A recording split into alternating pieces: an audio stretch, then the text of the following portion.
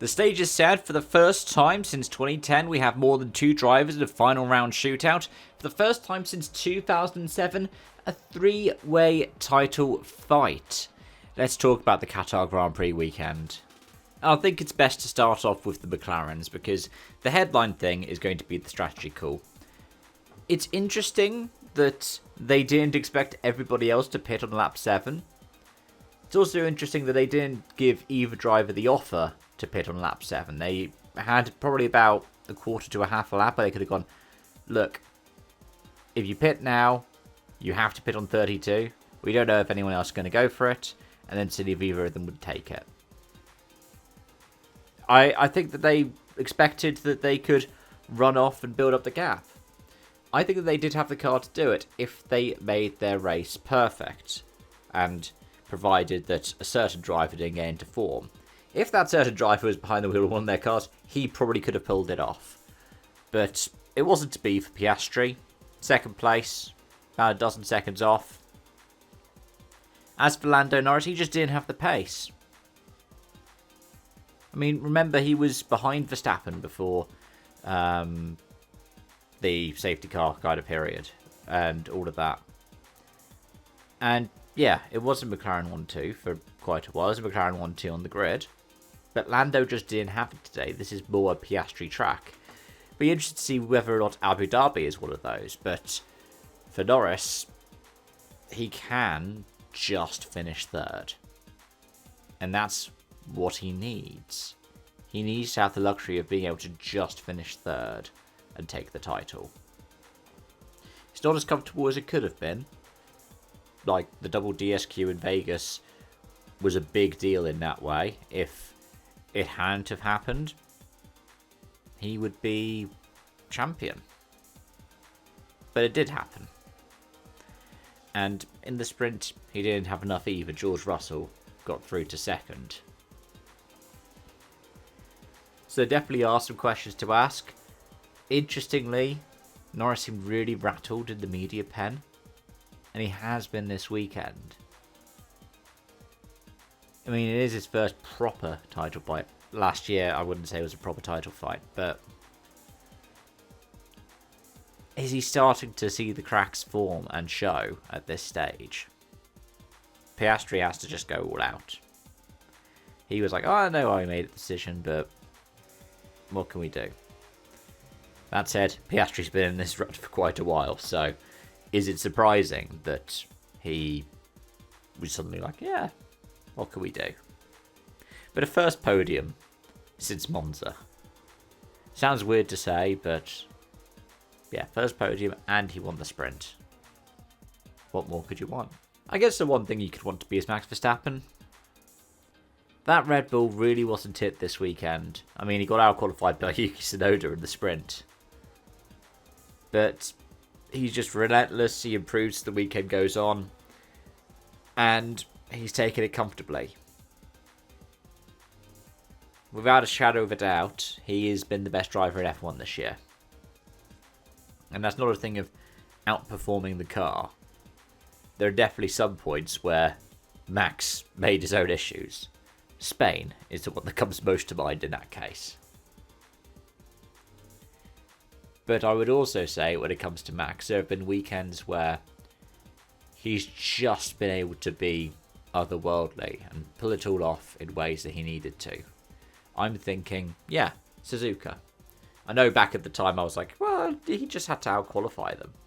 And that was the case, but he still had to out-qualify them. Imola, a similar kind of track. Monza, I guess. Baku was impressive. I think his most impressive one, though, was Qatar. I think had it not been for Qatar, we'd be talking about this completely differently. He's driven as he's needed to for most of the season. And that's why he's still in the title fight. And from there, we have to talk about Carlos Sainz, don't we? We have to talk about third place finishing Carlos Sainz. His second podium of the season, third if you include the sprint in Qatar. He did exactly what he needed to do. He's now 9 points behind Alex Albon. And yeah, I know it is a bit of a meme. No weekend do you see both Williamses run particularly well. But yeah, he did exactly what he needed to do today. He's working now really well with that team, with that car. If you look at it, I know Mexico and Sao Paulo were their own things. But you have third in that sprint in Qatar. You have third in Baku. So in the stint where Piastri didn't get on the podium, up to today, third, 10th. Third in the Qatar sprint and retirement in the race. The retirement, but still classified in Mexico. 13th in Sao Paulo, but a 5th in Vegas. And yeah, 8th yesterday, 3rd today. Alex Albon didn't get any points this weekend, but fair play to Carlos Sainz. And it's worth talking about Ferrari as well, because they are actually mathematically outside of being able to catch Red Bull now. They are 4th in the Constructors. Which tells you how good Verstappen's been this season, but it tells you how bad it's been for Ferrari. Lewis Hamilton might have the first season in his career where he doesn't get a podium in a Grand Prix. He did get 2 podiums in sprints, one of them being that win in China. But it was 12th place today, double early elimination. And bless him, wasn't it Friday night when he got knocked out of SQ and he just went, well, the weather's nice. I don't think it's particularly helpful for John Elkann to say you're not allowed to criticise the team.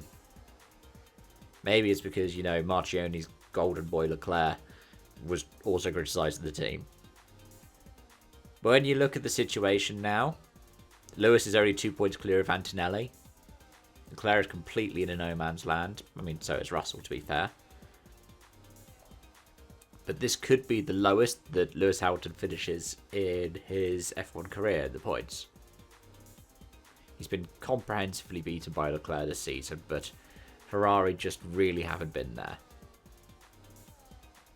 I mean, look at it. Yes, McLaren's on a 800 point total. They're at over double what Ferrari will have at the end of the season.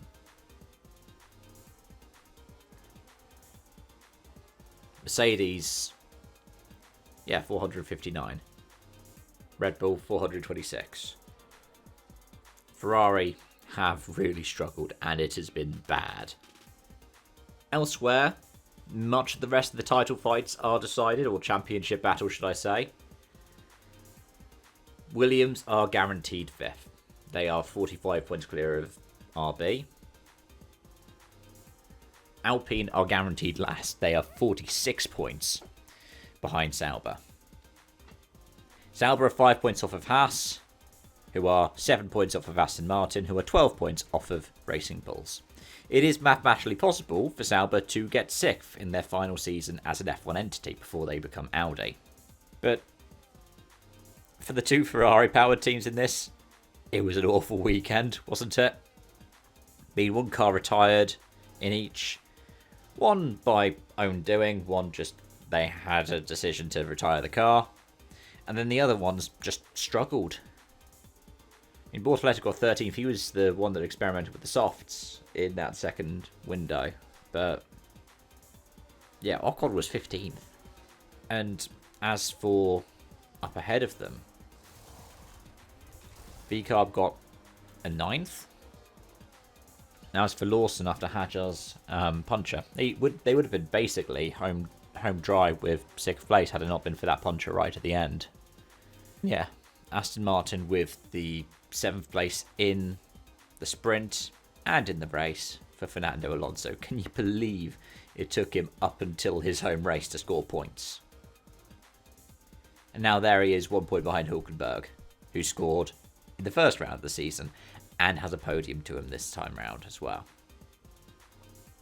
In fact, a good weekend for Alonso in Abu Dhabi could see him clear Hülkenberg, who is 1 point ahead, Hadjar, who is 3 points ahead, or even, if he gets, just a gentle second place, he could jump into 9th and clear Carlos Sainz Jr., be the top Spaniard. Stranger things have happened in F1, remember. Anyways, folks, those are my thoughts, feelings, and observations. I'm going to head off and try and watch some supercars ahead of another video for that. Finale at Adelaide this weekend, just gone. But, yeah, thank you so much for watching and joining, and as always, until next time, it's bye-bye for now.